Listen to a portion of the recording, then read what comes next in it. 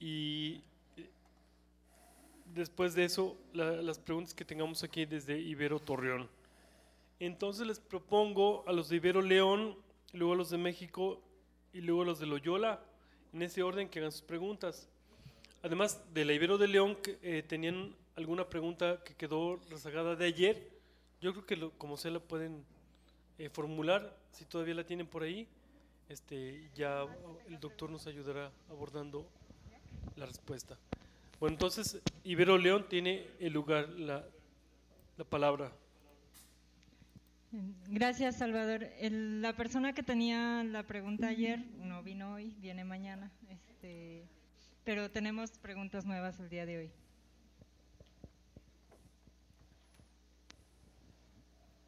Hola, Raúl. Hola. Soy David Herrerías. Hola, David Herrerías, ¿cómo estás, David Herrerías? Bien, bien. Oye, tú hiciste como el comentario de que Gandhi como que evitaba reconocer las fuentes cristianas de algunas de sus ideas, tanto quizá lo de Marian Hill como esta fuente evangélica. A mí me daba la impresión de que Gandhi era como muy universalista en ese sentido, muy ecuménico, a pesar de ser hinduista. ¿Tú crees que eso se mantuvo o su posición, digamos, frente a otras religiones fue abierta, reconocía como las ventajas y las desventajas de las otras religiones? ¿O crees que él se mantuvo siempre como en una posición muy ortodoxa, digamos, dentro del hinduismo? Gracias. Yo creo que Gandhi tuvo la intuición desde una etapa muy temprana. Ayer comentábamos de cuando estuvieron en el barco y que les tocó la tormenta y que sintieron que se iban a morir. Y dice que todos le oraron al Dios uno y único. Yo creo que Gandhi tuvo esa intuición de su monoteísmo muy, muy viva, un Dios uno y único, y que cuando lo fue confrontando con el Dios de los británicos y luego con el Dios de Franz Fanon, de Marian Hill, fue afinando que realmente es un mismo y único Dios al que todos le hablamos con diferentes nombres y todos nos acercamos a Él desde diferentes culturas y desde diferentes perspectivas.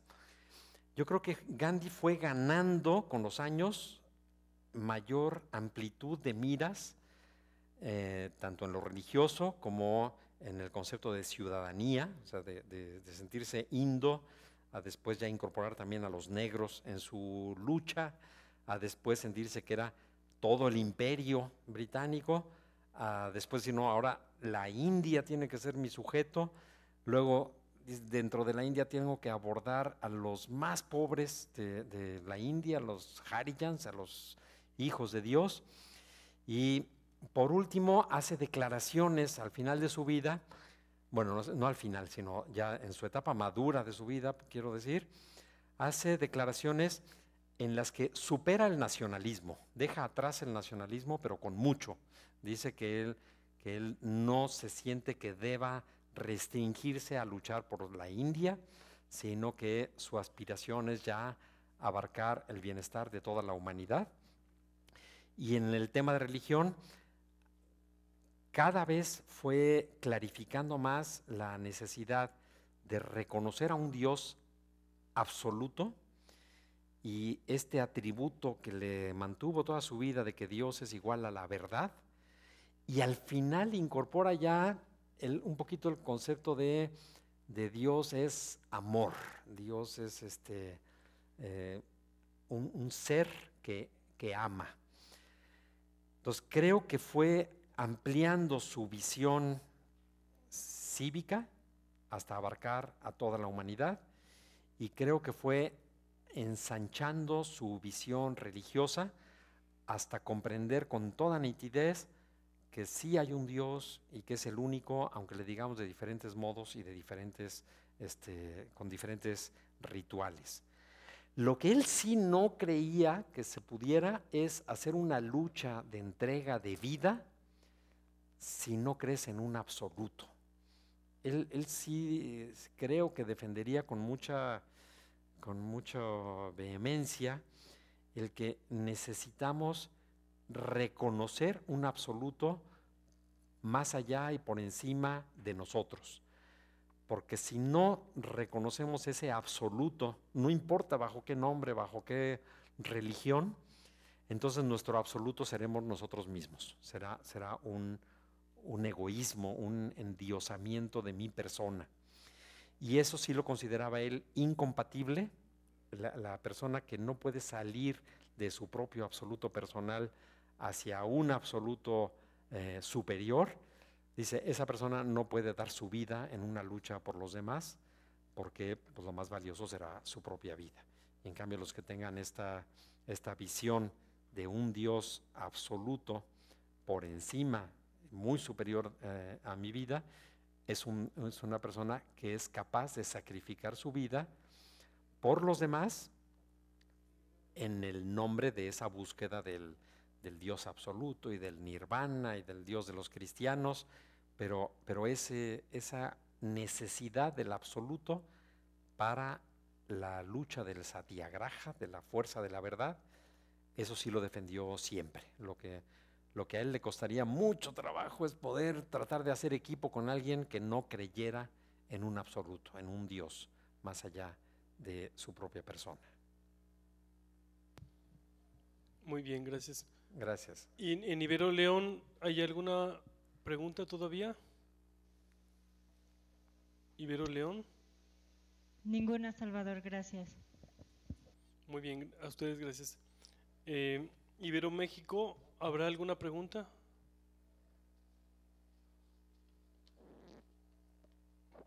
Perdón, sí hay dos personas que queremos preguntar. ¿Sí Adelante, adelante. Sí, adelante, por favor. Sí, bueno, de acuerdo a la plática del día de hoy, me quedé pensando sobre toda esta cuestión de la economía. Soy administradora, trabajé en algún tiempo en empresas transnacionales y bancos, y sí, o sea, finalmente quedé, la verdad, asqueada, esa es la palabra. Mi pregunta es, hastiada. Hastiada, perdón. Mi pregunta es, por otro lado, ¿no es un ideal inalcanzable el tratar de cambiar toda esta manera de vivir? ¿No nos quedaría solo el aspirarlo y nada más? Esa es la pregunta. Como que sea un ideal que al ser tan alejado de la posibilidad real, nunca nos vamos a acercar a él. Sí, pienso, bueno, es que yo me desesperé mucho, la verdad, le traté de ver todos los ángulos y es tan fuerte la oposición que lo sentí casi imposible, ¿no? De todas maneras pienso que hay que hacer algo, pero sí puede llegar el momento a que sea una realidad. Yo lo veo así como que es muy lejano. Sí, yo estoy de acuerdo y creo que todos estaremos de acuerdo en que transformar el sistema económico, que pese a que hace muchos años decimos que se está derrumbando, sigue dando patadas bastante violentas para tratar de sobrevivir. Yo creo que este hastío de vivir dentro del sistema a veces se convierte en impotencia de pensar que se puede hacer algo distinto del sistema. A mí me gusta mucho la frase de Frei Beto cuando dice, otro mundo es posible, sí, porque lo estamos construyendo. O sea, no es vamos a lograr, cuando terminemos de construir el nuevo sistema, es cuando vamos a tener éxito. Dice, no, vamos a tener éxito desde que empecemos en la construcción de algo nuevo, de algo alternativo, de un arreglo, un acomodo social y económico y político diferente. Y Gandhi decía, la revolución empieza con el primer convertido. Gandhi decía que un líder no puede estar esperando a que otros lo sigan. Tiene que ponerse a caminar, tiene que ponerse a hacer las cosas. Y que la acción transformadora de sí mismo, de ese primer convertido, ya es evidencia de la posibilidad de cambio de las personas que podrán llevar a un cambio de la sociedad. Entonces Gandhi nos quita el pretexto de decir, bueno, hasta que nos pongamos de acuerdo, ¿no? Vámonos reuniendo y hasta que nos pongamos de acuerdo, entonces ya pensaremos en cómo empezar a cambiar. Gandhi diría, no, empieza a actuar ya. Ese entusiasmo que tenía con el señor Pollack era por esa capacidad de ejecución inmediata de las ideas transformadoras. A eso es a lo que nos quería invitar. Y es exactamente lo que vamos a ver, este tema tuyo, es exactamente lo que vamos a ver despuesito de esta sesión de intercambio, cuando se junte lo que acabamos de ver de Ruskin con las vivencias que experimentó en Marian Hill y que de repente en su mente embonan y le lleva ahí sí a transformar totalmente su vida, y de un modo en que transformó a Sudáfrica y transformó a la India y nos abrió el camino a muchas personas en la humanidad. Yo sí creo que necesitamos una dosis alta de idealismo que nos mueva, que el ideal tiene que ser suficientemente atractivo para que nos jale, para que nos arrastre con fuerza.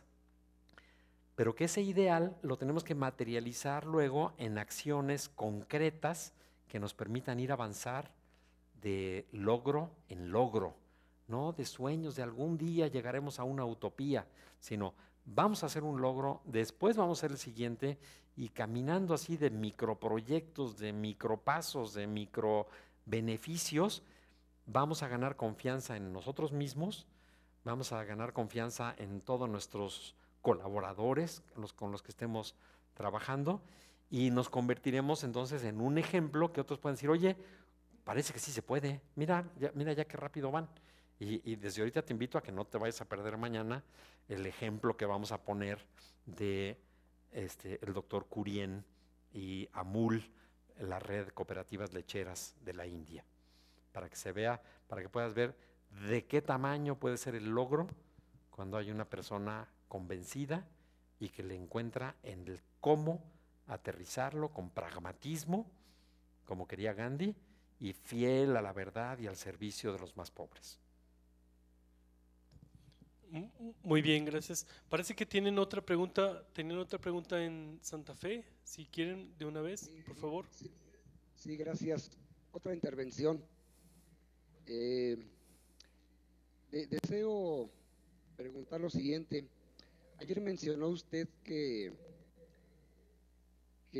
la dieta vegetariana que llevaban las personas del monasterio ayudaba a crucificar la carne, y yo reflexioné ayer y yo digo, ¿por qué usan la palabra crucifixión de la carne? Mencionan seguramente a la crucifixión de Jesús, pero después Jesús resucita. No me queda muy claro por qué se usa ese término.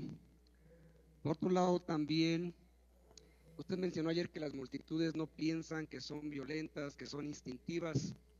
Yo difiero un poco. Creo que la violencia no es instintiva, porque usualmente quien ejerce la violencia es alguien que se siente superior o tiene superioridad.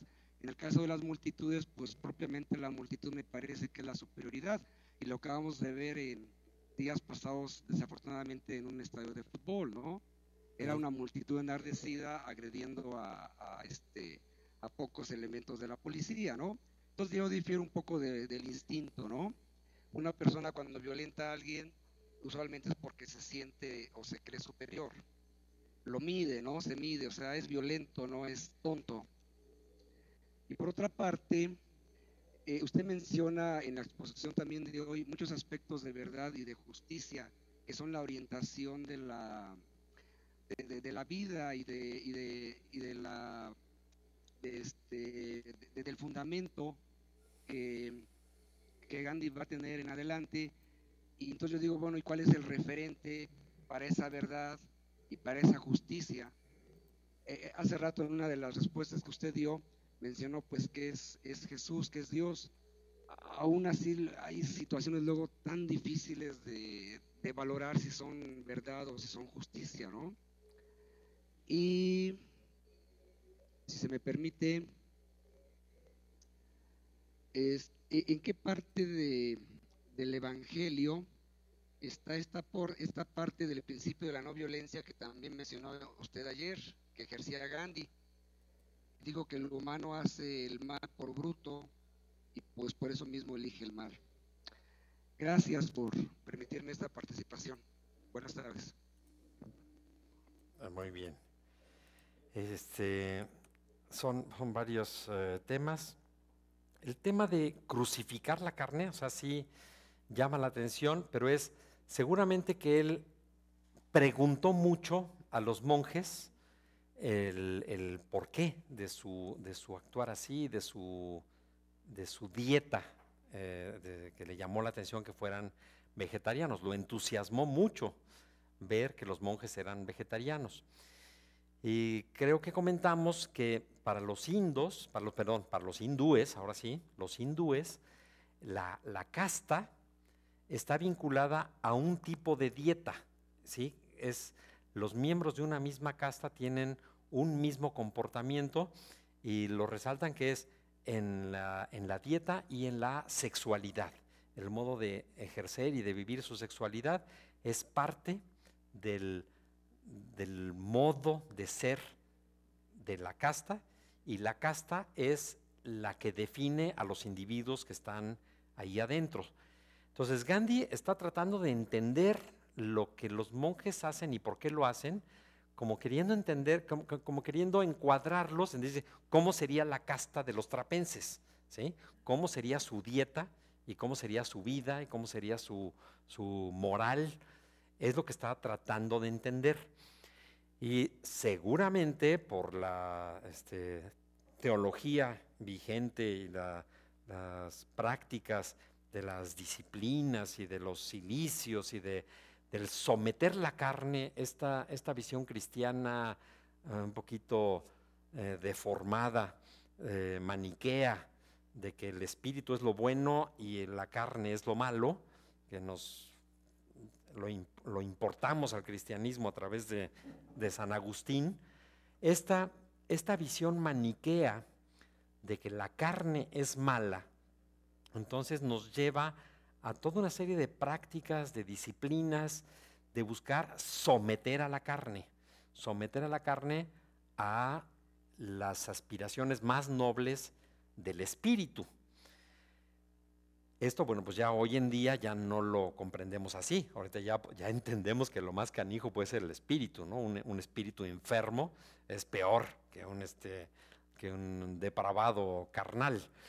Pero en la teología de ese tiempo se veía con mucha claridad que el espíritu aspira al bien y la carne, con sus apetencias, con sus deseos, con sus pasiones, nos arrastra hacia el mal. Entonces, en un monasterio, pues tienen, además de la vida de oración, tienen una serie de prácticas de sometimiento de la carne a través de la privación, a través del dolor, a través del sacrificio, y todo esto se hace en una lógica explicativa de que el sufrimiento el sufrimiento que aceptado por uno mismo y autoinfligido nos acerca a comprender y a compartir el sufrimiento de Jesús. Y hasta ese momento es en donde creo que empieza a entenderse el por qué viene la frase de hay que crucificar a la carne. Hay que sacrificar al cuerpo, hay que meterle riendas, hay que ponerle bozal para que podamos controlarlo. Perdón. Que podamos controlarlo en todas sus apetencias y someterlo al espíritu. Respecto a de dónde en el Evangelio viene lo de la no violencia, es aquella parte en donde dice, si alguien te va a robar tu manto, dale también tu túnica. Si alguien te va a dar un golpe en la mejilla, ofrécele también la otra. Si alguien te obliga a caminar, no me acuerdo cuántos pasos, dice tú camina el doble con él.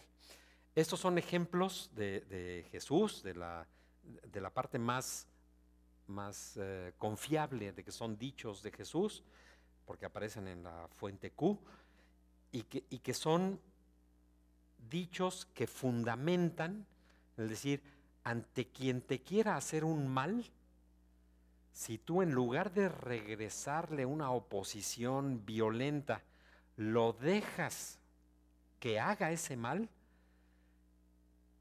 a lo mejor se queda en un daño hacia ti.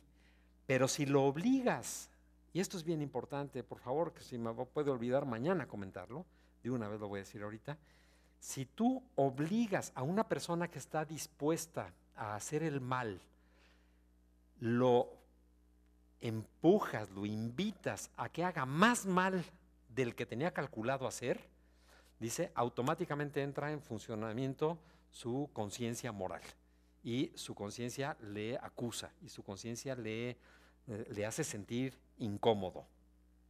Es algo parecido, dicen, a lo que hacen los judokas, de que dejan que una persona aviente el golpe y con la propia fuerza del otro, en lugar de oponerlo, le ayudan a que siga su fuerza, le dan un poquito más de fuerza y hacen que se vaya de narices. Este es el mismo principio de la no violencia. Dice Lanza del Basto, un discípulo de Gandhi, que cuando una persona está dispuesta a hacerte un mal, calcula en su conciencia interna, automática, calcula cuánto mal merece tu acción, de qué fuerza debe ser el golpe o de qué tamaño tiene que ser el insulto. Y si él hace más daño del que tenía previsto, automáticamente la conciencia ética del individuo le hace sentir que se excedió, que hizo no un mal equivalente al daño que recibió él, sino que se le pasó la mano. Y entonces de repente ya lo tiró y dice, ay, perdón, se me pasó. Entonces cambia su actitud por haberse descubierto como capaz de hacer más mal del que tenía previsto. ¿Sí?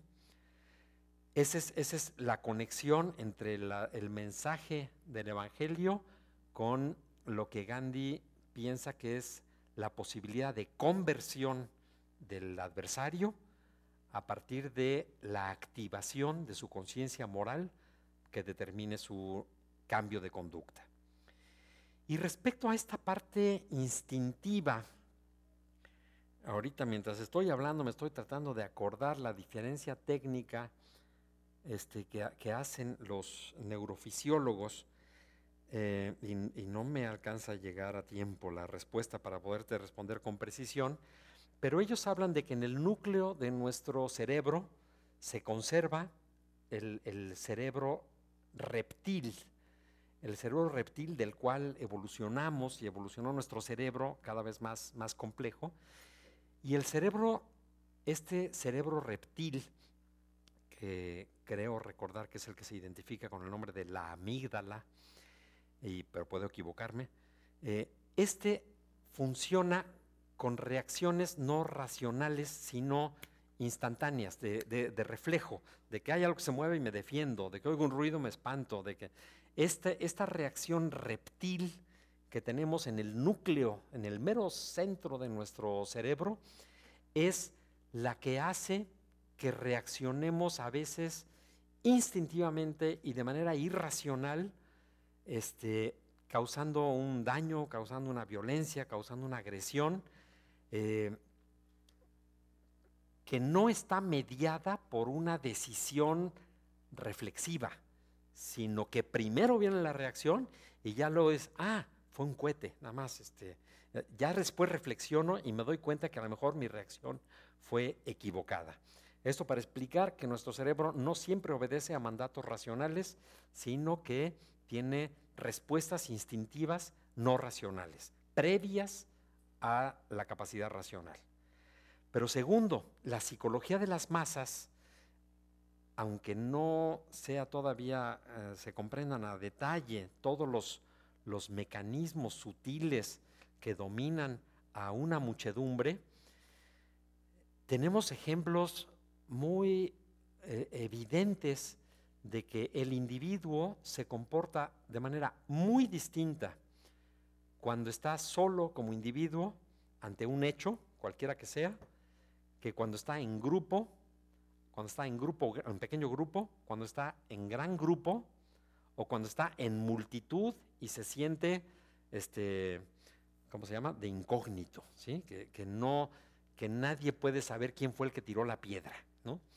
La psicología de las muchedumbres, lo mismo en un estadio de fútbol que en un susto cuando gritan hay una bomba y la gente sale corriendo y se atropellan y resultan muertos cuando en realidad ni siquiera había bomba, pero el terror, las acciones instintivas causan efectos muy alejados de lo que sería el comportamiento de una persona, cualquiera de nosotros, buena, regular o mala, como estaríamos dispuestos a comportarnos racionalmente. Entonces, lo que quería yo resaltar ayer es que Gandhi comete un error de juicio al pensar, al atribuirle la misma capacidad de razonamiento de la justicia a la persona aislada, y que es la que la no violencia quiere despertar su conciencia, a decir cuando la muchedumbre está enardecida. Cuando la muchedumbre está enardecida porque golearon a las Chivas 4-0, esa muchedumbre se va a mover con motivaciones mucho más peligrosas que se pueden desbordar en cualquier momento, ¿sí? Ese sería el intento de reflexionar por qué después, hacia el futuro de las campañas de Gandhi, él piensa tanto sus acciones, y que voy a mencionar un ejemplito que no pensaba yo abordar, pero hay un momento en que él lanza una huelga nacional en la India en contra de la producción británica, y lanzan un boicot, y están en esta huelga que le llaman el Hartal. Y cuando están a media huelga y que está él ya movilizando a toda la India, en ese momento hay un bombazo, y en ese bombazo mueren muchos indos, y la gente le empieza a echar la culpa a los ingleses por ese bombazo, y empieza a haber alborotos por esa rabia de esos muertos, y Gandhi lo primero que hace es suspender su huelga, ¿sí? Su primer mandato, es decir, en este momento pintamos nuestra rayita porque no podemos dejar que nuestra acción racional y ética de boicotear la economía inglesa se mezcle ni tantito con la violencia desbordada que ya me empiezan a llegar las noticias de lo que está pasando en diferentes partes de la India. Y entonces él sabe que no puede educar a una masa cuando ésta ya está violentada. Y el ejemplo de ayer es, no me puedo imaginar algo tan terrorífico como que te estén pateando y golpeando, siendo que tú te sientes inocente y que tienes fe en la otra persona. Y entonces Gandhi dice, pero pues porque viven en el error.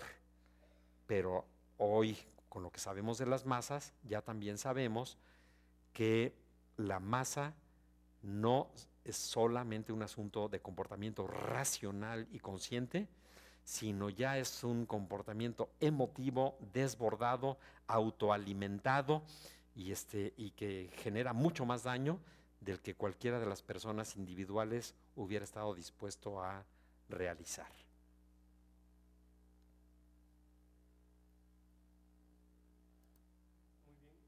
Muy bien, gracias. Vamos a dar turno ahora a la Ibero Torreón. Le pedimos al maestro Javier Ramírez que elaborara alguna pregunta, y vamos a dar también entonces oportunidad para que si alguien más de aquí del auditorio quiere formular alguna pregunta, acabe de pensarla y enseguida la plantea. Adelante, Javier. Raúl, buenas tardes.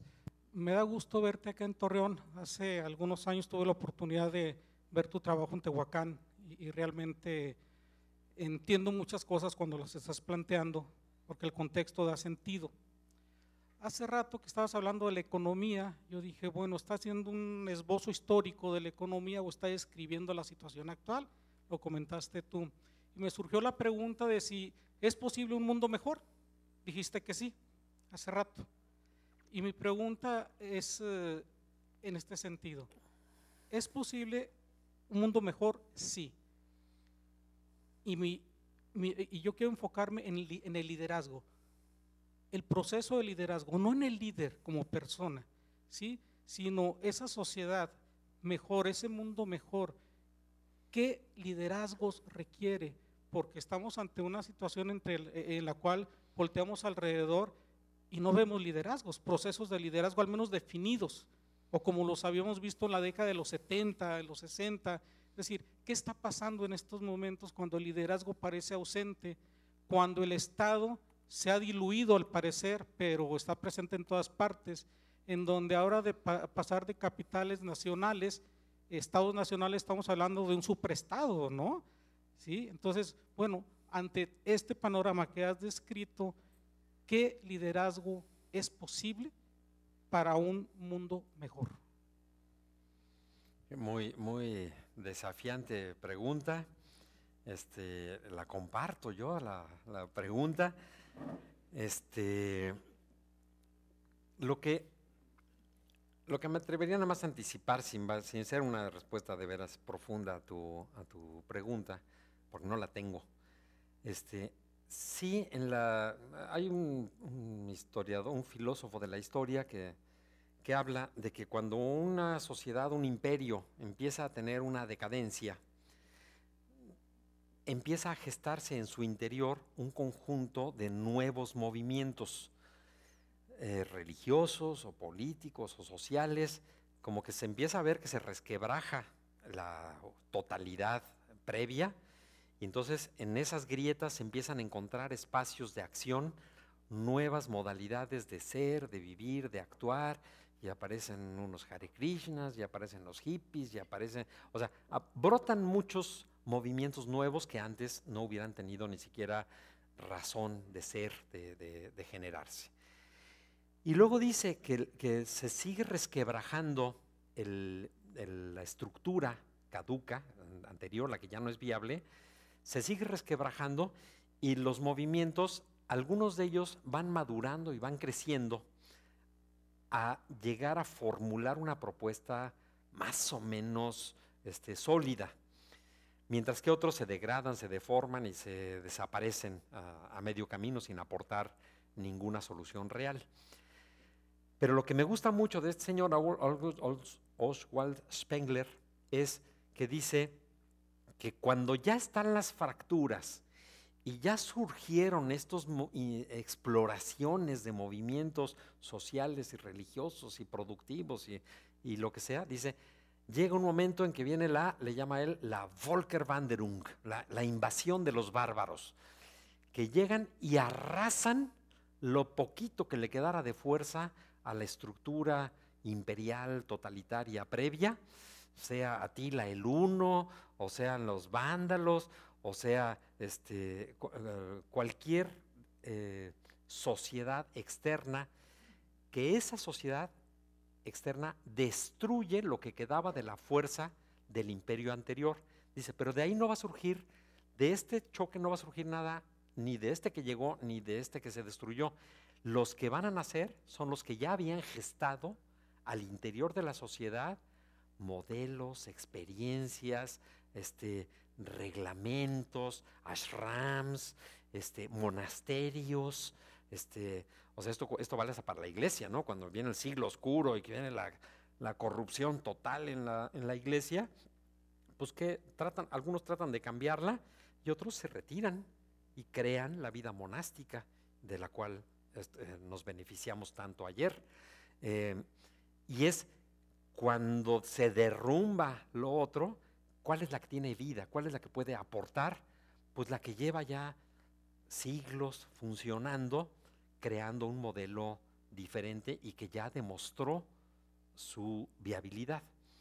Entonces, ¿qué más podría yo decir? ¿Qué liderazgo necesitamos? Me gusta cuando dices no qué líder, sino qué liderazgos. A mí me gusta mucho ese mismo concepto. Es decir, el liderazgo es la función que relaciona a un grupo que está en búsqueda de un objetivo con una persona que tiene ciertas cualidades que parecen prometer que es la que nos puede conducir al alcance de ese fin que nos hemos propuesto como grupo. Entonces, depende del fin que se busca, pues depende del líder que vamos a tener. Entonces, a mí me gusta mucho ese concepto de liderazgo porque alguien que puede ser líder a la hora de la cancha, del básquetbol o del fútbol, a lo mejor a la hora de salir a las chelas, ahora el líder va a ser el que sabe los chistoretes y el que sabe que tiene otras cualidades distintas, porque ya el grupo ya no quiere ganar un partido, ahora se quiere divertir, ¿no? Entonces, ¿qué funciones de liderazgo necesitamos hoy? Hoy que se está derrumbando el sistema capitalista tan retrasadamente anunciado y que no acabamos de ver que acabe de caer, pero tampoco acaba de sanar de ninguna manera.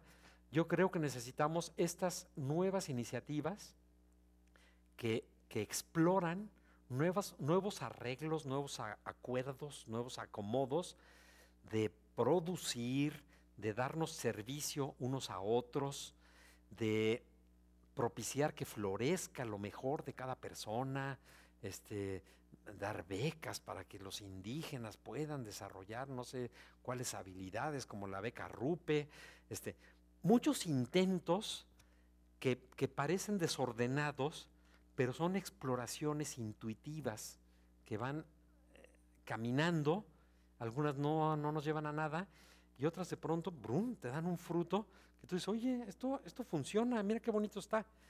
Y ese qué bonito está se convierte en un nuevo modelito que a lo mejor no va a crecer y no va a tener gran impacto social hasta que haga falta, ¿sí?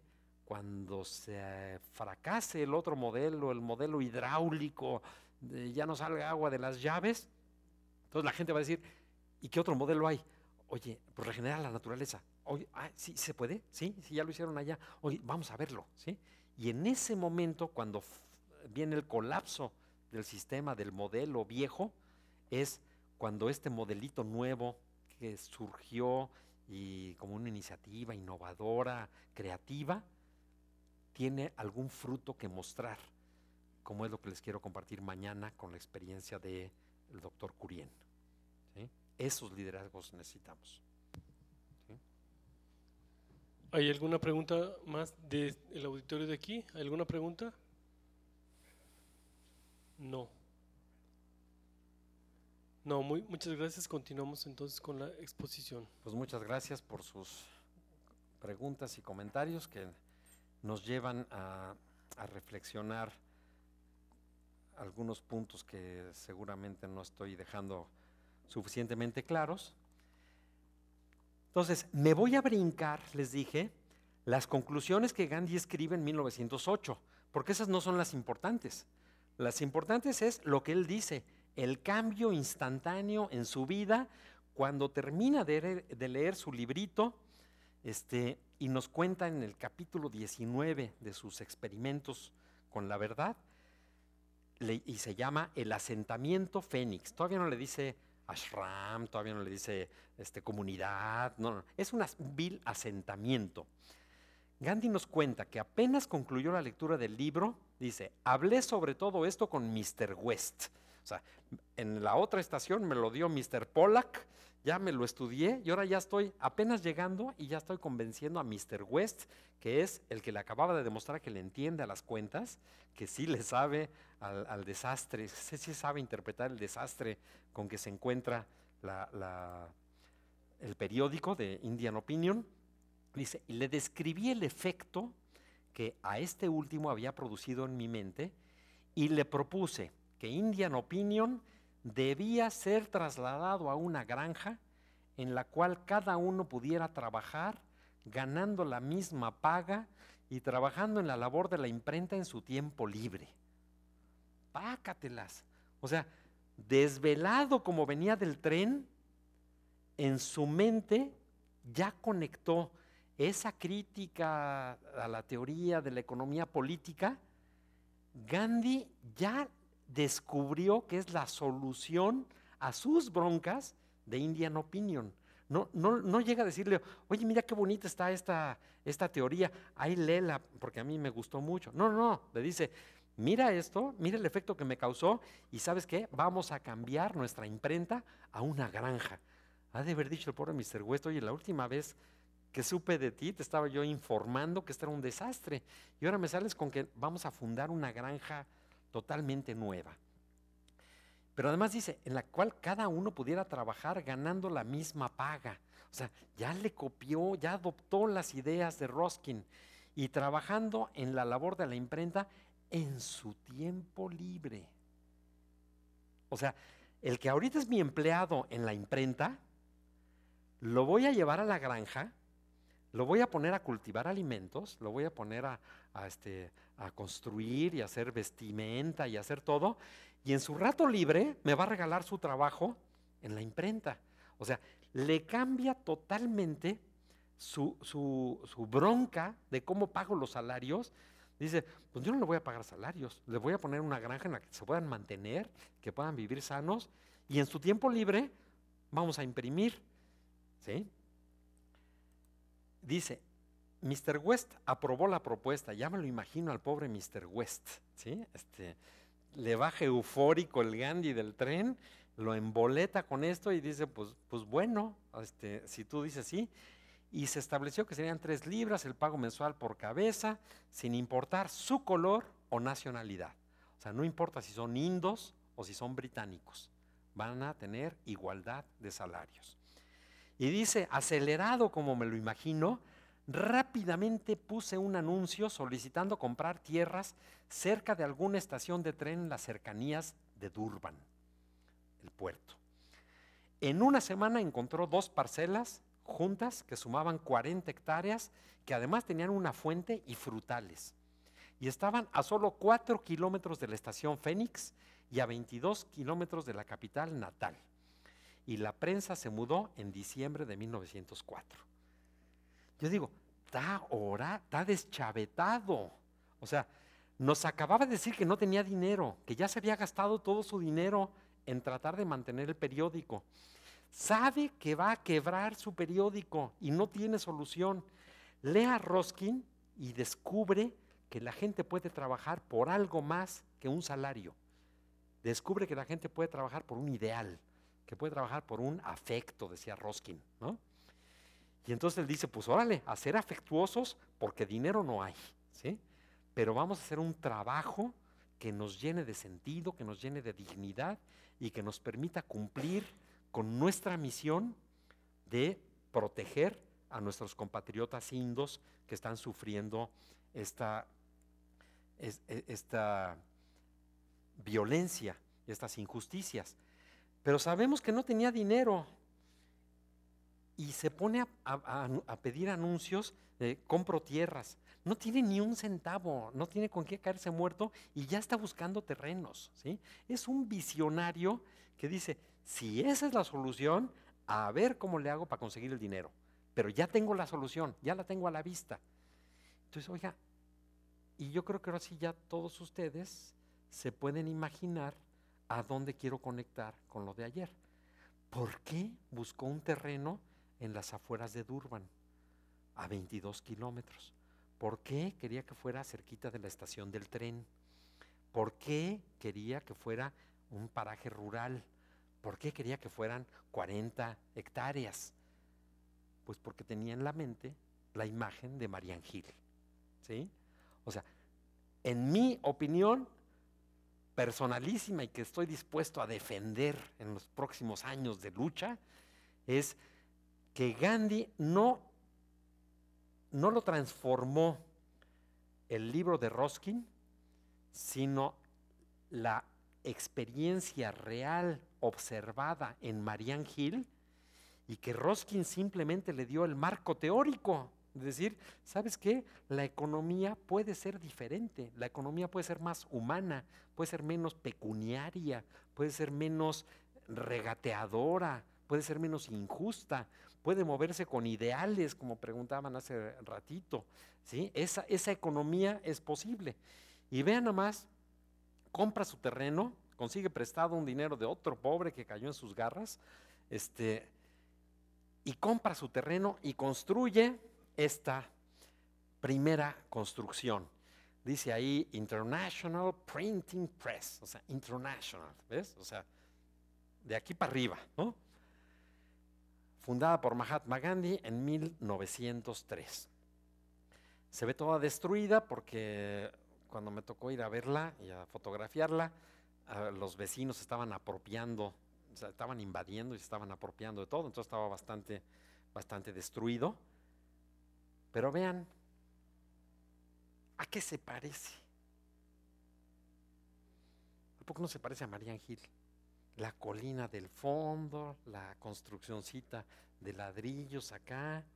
O sea, en la mente él ya tiene el modelo de Marian Hill y ya no tiene dudas de si ese modelo funciona, ¿sí? Hace rato íbamos a decir, bueno, ¿qué sigue? ¿Qué modelo? ¿Qué se puede hacer? Yo no sé ahorita contestar qué se puede hacer ahorita, pero Gandhi sí pudo contestar a sí mismo y a todo su movimiento qué se podía hacer ahí en Sudáfrica como solución a la necesidad de una sostenibilidad económica firme para su modelo de lucha social en favor de la justicia, y ya tenía el plano mental, ¿sí? ¿Dónde va a estar el establo? ¿Dónde va a estar la imprenta? ¿Dónde van a estar los huertos? Porque se acuerdan que los monjes les dije, fíjense bien, y un poquito más allá estaba la imprenta, ¿sí? Entonces, aquí Gandhi está inspirado, perdón, esta ya no es, está inspirado con el modelo de Marian Hill y sabe que es sostenible. No se pregunta si será sostenible. Sabe que es sostenible. Ya se lo dijeron.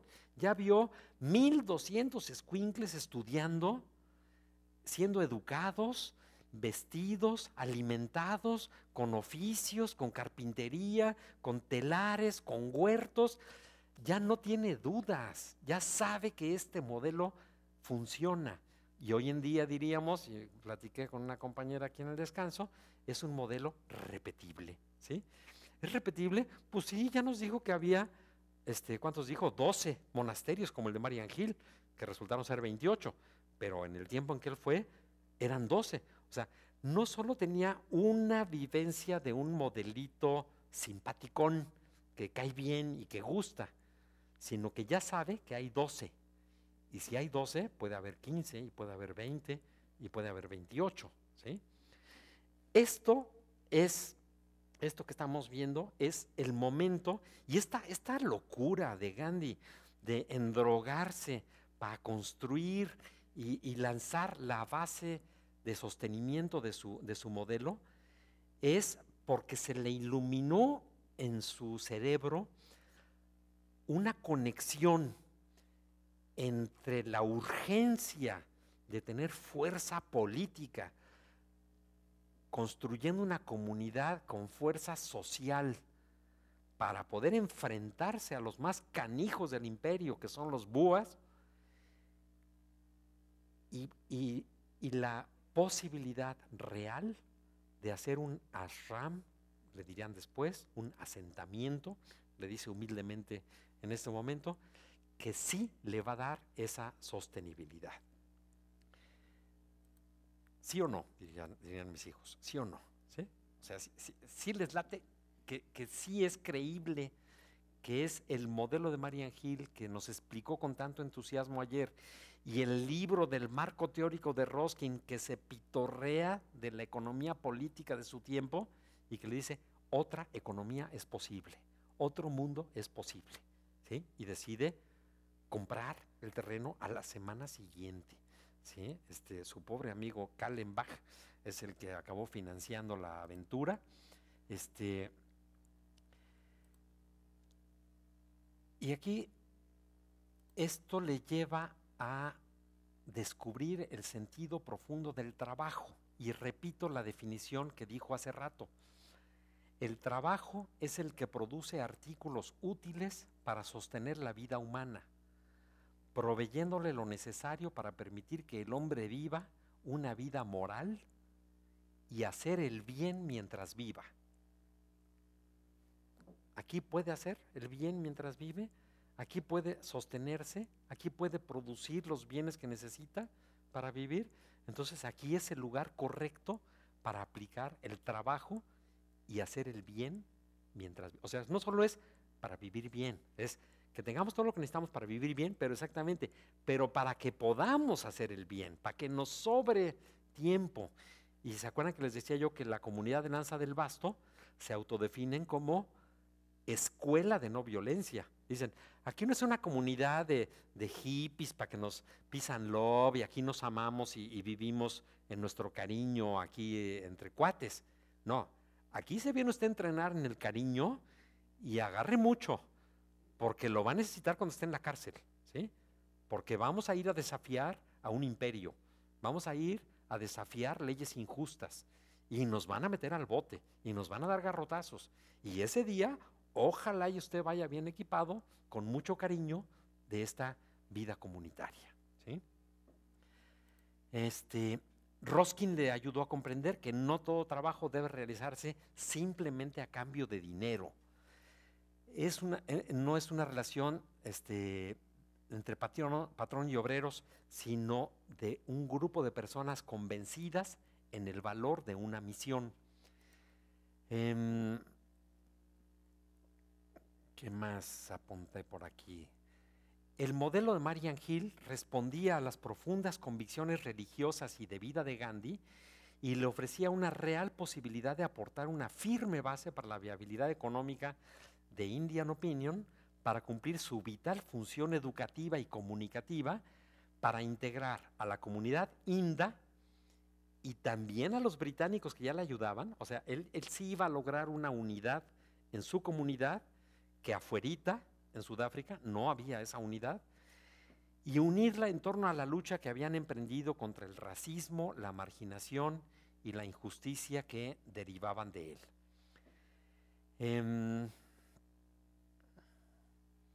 En su mente y para siempre, la vida en comunidad solidaria, con profundos valores éticos y religiosos y profundamente humana, estaba ya grabada no como un mero ideal o como un sueño o como una aspiración, sino como una experiencia de vida real, posible, buena y deseable, como la forma más profunda de la convivencia humana orientada a hacer el bien en la sociedad.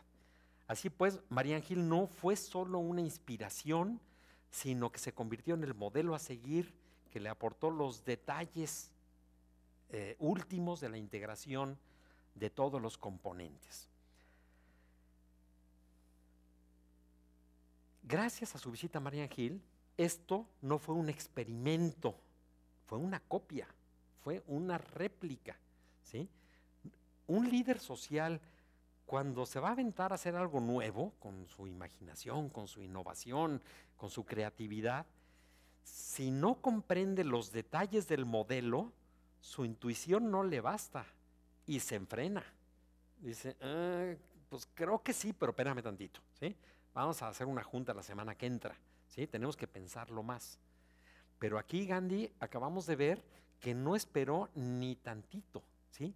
Tenía en su mente resuelto el diseño de toda su solución, no solo de la imprenta, sino cómo gracias a la granja vamos a tener la imprenta, gracias a la imprenta vamos a tener la comunidad, gracias a la comunidad vamos a tener la fuerza, y gracias a la fuerza vamos a poder transformar las injusticias de Sudáfrica en una sociedad más justo. Supo hasta de qué tamaño iba a ser el terreno, supo a qué distancia le iba a poner del tren. O sea, no compró cualquier terreno, dijo uno que puede uno llegar en tren y caminar unos 4 kilómetros así para tener un paseíto, para que la llegada sea, como dijo, como un paseo agradable en el que se respira la paz, ¿verdad? La granja Fénix y el monasterio de Marian Hill están a la misma distancia de la ciudad de Durban.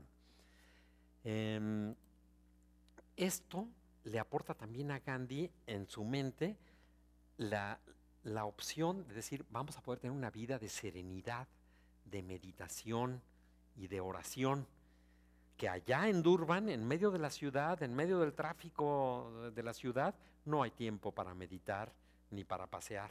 Dice, aquí vamos a tener eso. Y dice, los objetivos de este proyecto serán sostener el esfuerzo de comunicación del periódico Indian Opinion para alcanzar su autosuficiencia económica. Segundo, ofrecer una mejor calidad de vida a sus trabajadores, quienes podrían cultivar sus propios alimentos en una parcela y disfrutar del hermoso ambiente y paisaje de la Garden Colony, en lugar de vivir en los insalubres asentamientos urbanos a los que pueden acceder. Porque, como les dije, estaban condenados a vivir en las locations, en los asentamientos confinados,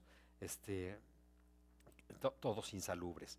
Tercero, una vez satisfecha la necesidad básica de alimento y de vivienda, los trabajadores podrían vivir con una cantidad de dinero menor para cubrir sus gastos semanales, con la cual la administración vería reducida la enorme carga de conseguir grandes cantidades de fondo semana tras semana, que es el coco de todos los quienes emprenden un proyecto social. Es decir, ¿cómo le hago para pagar los sueldos de la quincena? Ahora, ¿de dónde saco? No me alcanza, ¿sí?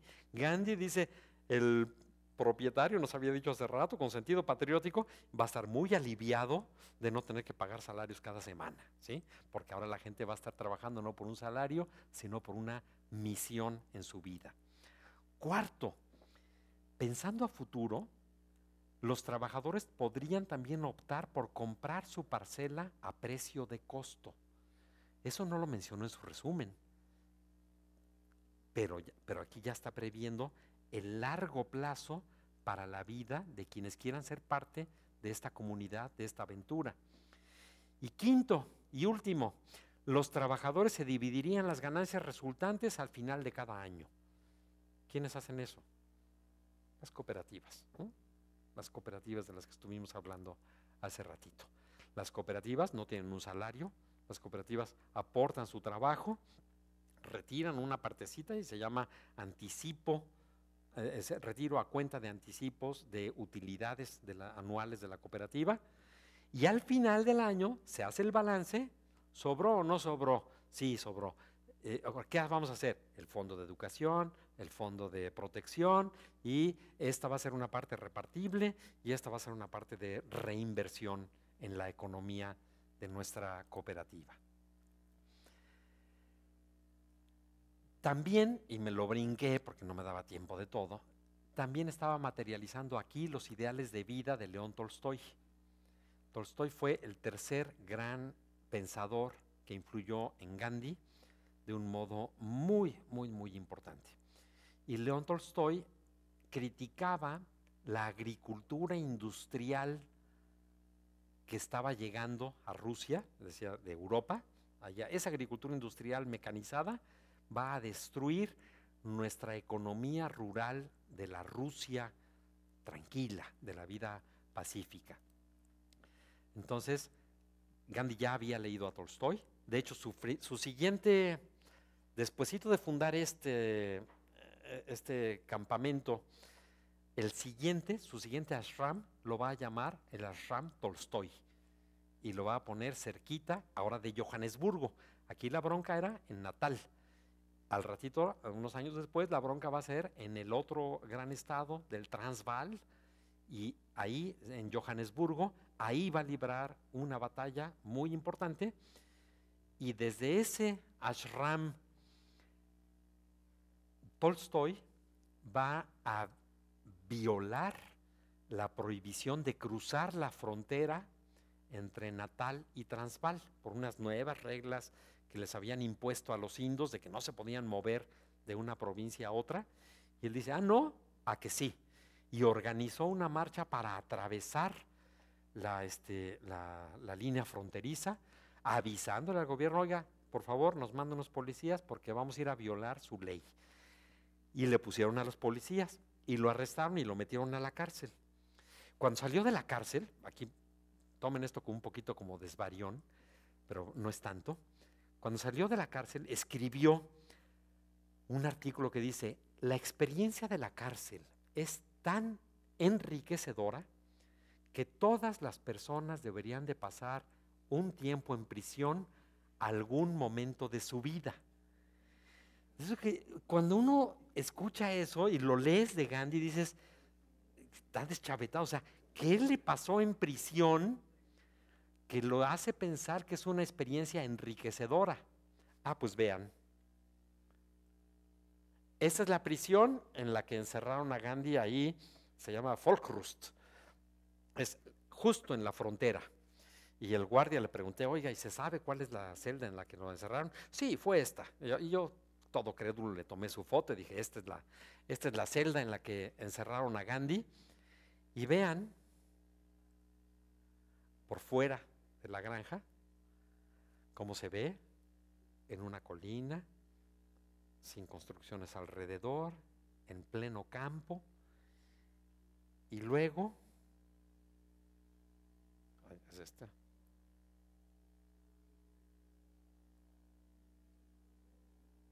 Me faltó una foto de, junto a esto, un huerto maravilloso, sembrado de verduras, en donde los prisioneros tenían la obligación de ir a trabajar en cultivar el huerto. Entonces, cuando por fin conocí esto, dije, no le gustaba la vida de prisión, le gustaba la vida de producir los propios alimentos en tu huerto y con tu esfuerzo físico. Y más adelante le gustaría tanto eso que dice, aquel que vive del puro trabajo intelectual le está robando a las personas que viven de su trabajo físico. Todos tenemos que vivir de un trabajo físico y todos tenemos que producir nuestros alimentos. Y esto lo aprendió en esta prisión, en Folkrust. Y el paisaje de esta prisión es igualito al de su ashram, Sabarmati, es igualito al del monasterio de Marian Hill y es igualito al del ashram Fénix, ¿sí? Es una foto, la puedes transponer una con la otra, con la colinita bonita y agradable. Dice, y esta es la que nos va a dar una vida más humana, más tranquila, en contacto con la naturaleza, y nos va a dar energías para luchar por la justicia. Y me quedan unos minutitos. Dice, el incentivo será triple para todos. Un ideal por el cual luchar al darle forma a Indian Opinion. Segundo, un entorno perfectamente saludable en el cual vivir con una oportunidad inmediata de poseer un pedazo de tierra en las condiciones más ventajosas, todavía hasta como negocio, ¿sí? Éntrele a la inversión inmobiliaria en nuestra comunidad. Y tercero, un interés directo, tangible en la participación en este modelo, o sea, ser parte de una cooperativa que genera riqueza y que al final se puede repartir.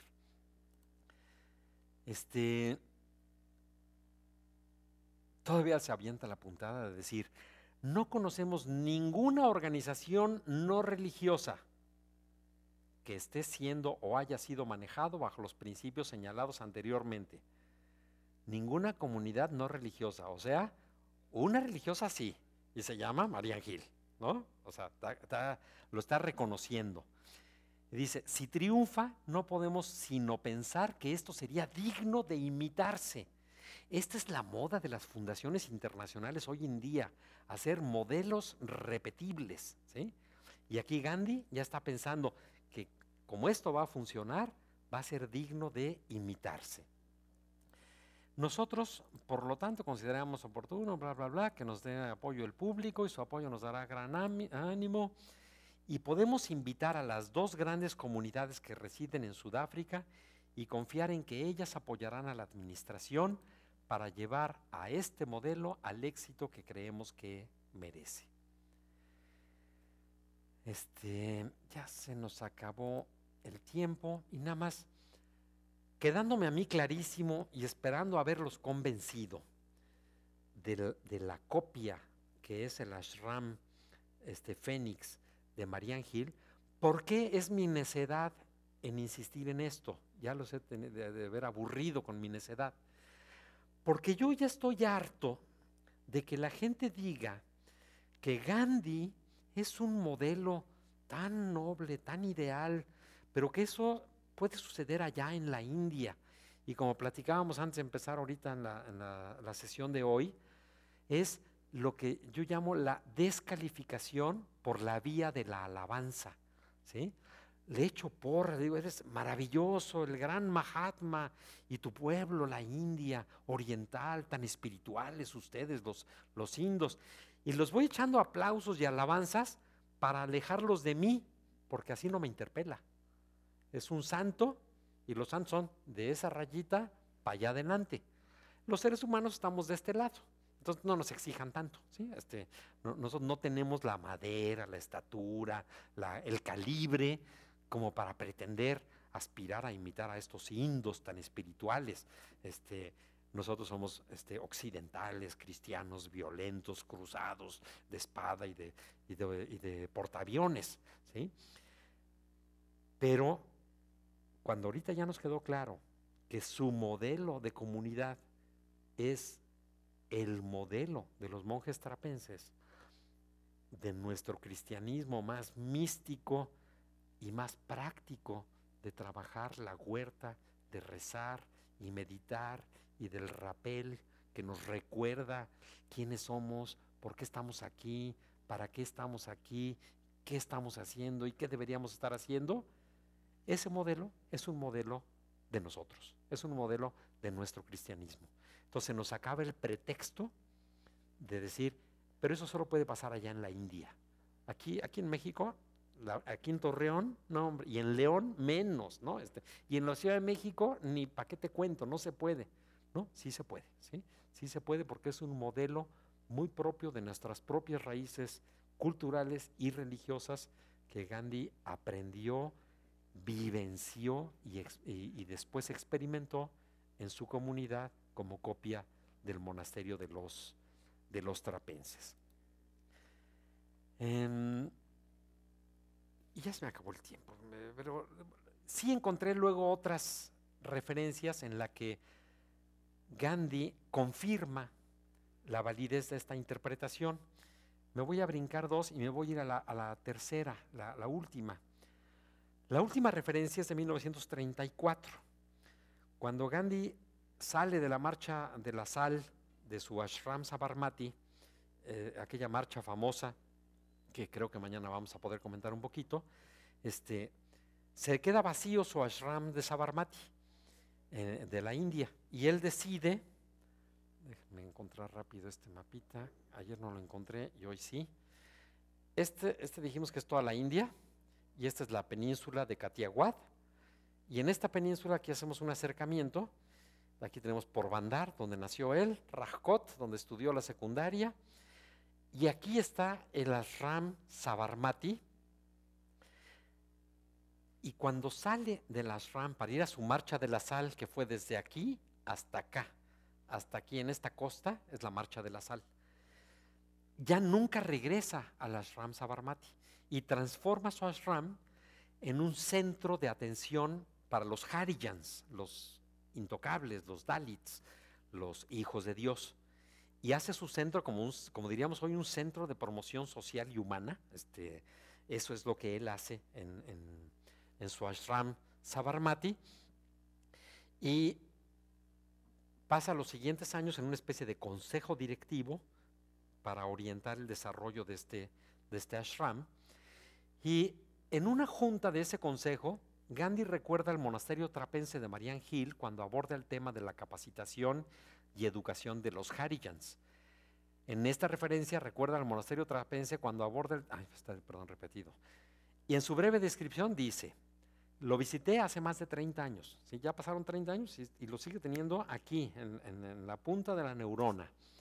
La rigurosa disciplina observada, la ausencia de privacidad, descansar en un dormitorio común, madrugar y orar desde las 2:30 de la mañana, la estricta dieta vegetariana, el voto de silencio, su trabajo en silencio, su trabajo físico en silencio, la educación de los niños zulúes, los 1200 diablillos que han de haber sido, el proselitismo que consiste en trabajar junto con ellos y darle lo mejor de tu vida.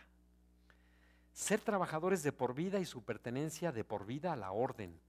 Ser educados sannyasins, estos hinduistas que renuncian a todo. Añadir una vocación a su educación, darles oficio, carpinteros, herreros, conductores, zapateros. Hacen experimentos de todo tipo. El monasterio es un modelo de belleza, es un verdadero jardín.